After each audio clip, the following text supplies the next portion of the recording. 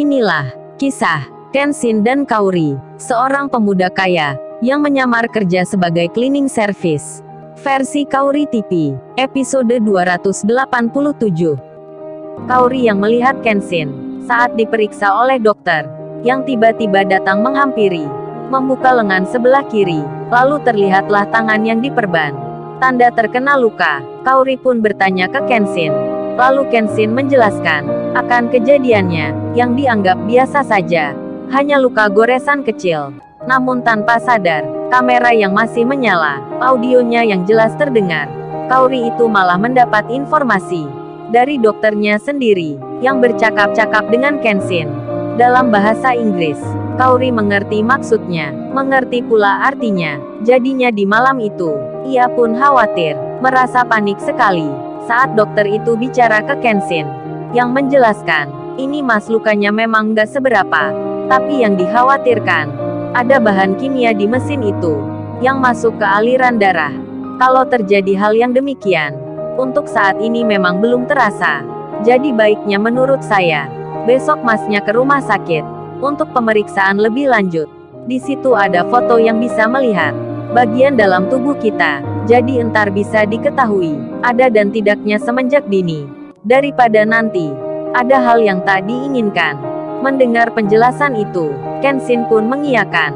Kemudian dokter tersebut bicara berpamitan untuk meninggalkan ruang itu. Kaori, yang baru mendengar semuanya, dengan wajah agak cemas, ia pun segera bilang ke Kenshin, babe, kalau gitu, besok aku ke sana ya, nemani kamu. Kenshin menjawabnya, untuk apa Kaori? Aku nggak kenapa-napa ini. Kaori pun menyahut, kamu masih aja bilang seperti itu. Hanya luka biasa. Emangnya aku nggak dengar apa? Barusan dokter itu bilang ke kamu. Kenshin pun jadi tersadar, lalu ia berkata, tapi ini kan hanya prosedur di luar negeri Kaori, yang semuanya serba hati-hati. Tapi belum tentu kan lukaku ini bahaya. Emang kalau di sini seperti itu Kaori? Jadi anggap aja, ini kena goresan pisau, kan itu biasa, gak perlu check up berlebihan. Kalau di sini mungkin akan dibilang, harus diperiksa, harus difoto, karena khawatir entar pisaunya itu berkarat.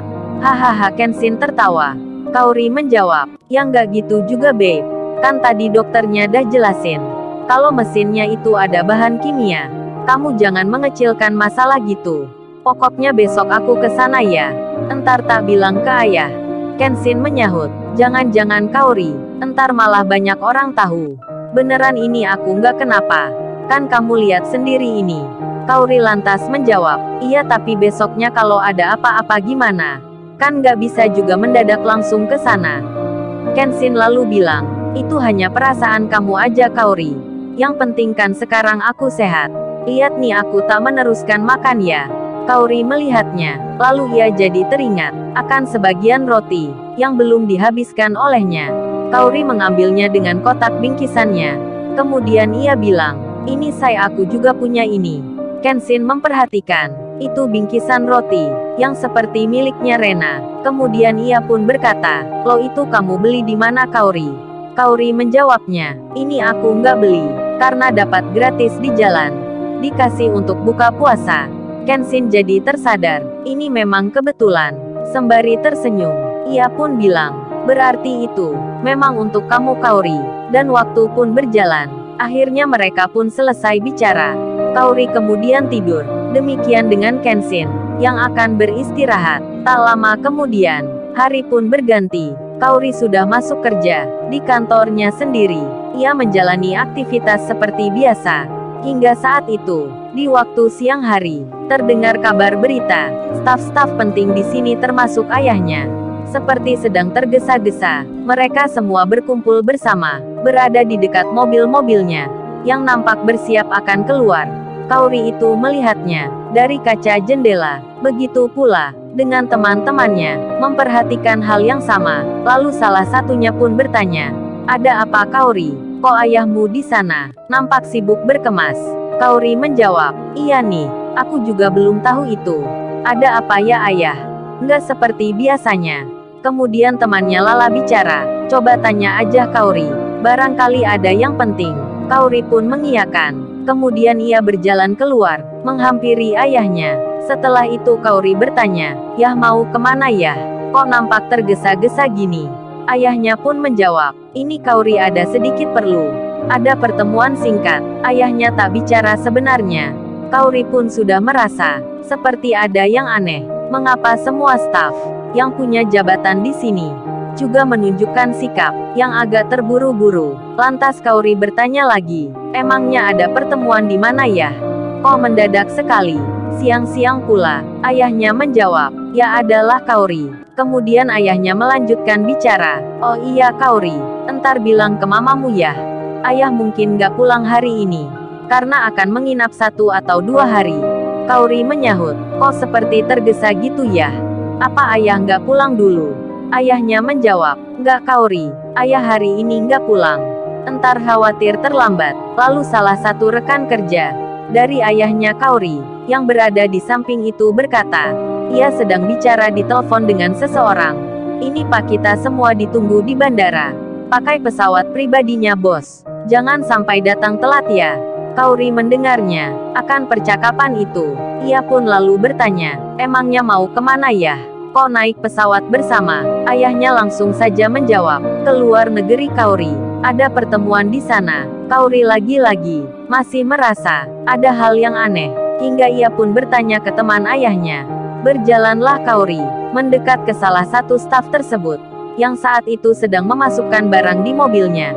Kaori lantas bertanya, "Emangnya mau kemana Pak David?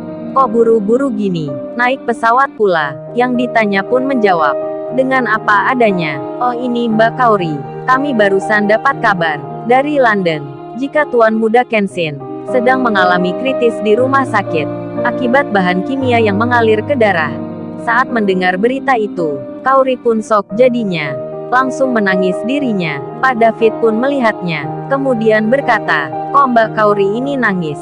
Ada apa nih?" Di saat Kaori yang panik itu merasa sedih, khawatir dan bingung, Pak David malah dapat telepon datangnya dari rekan di London.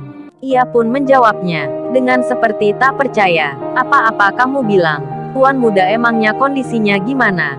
Rekannya yang ada di London itu menjawab.